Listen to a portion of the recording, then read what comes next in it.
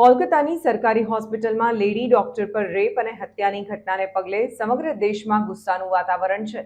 જ્યાં એક તરફ ડોક્ટરો વિવિધ જગ્યાએ વિરોધ પ્રદર્શન કરી રહ્યા છે, તે અંતર્ગત રાજકોટની પીડીએમ કોલેજ ખાતે ડોક્ટર્સ એકઠા થઈને વી વોન્ટ જસ્ટિસ સહિતના સૂત્રોચ્ચાર સાથે વિરોધ પ્રદર્શિત કર્યો હતો।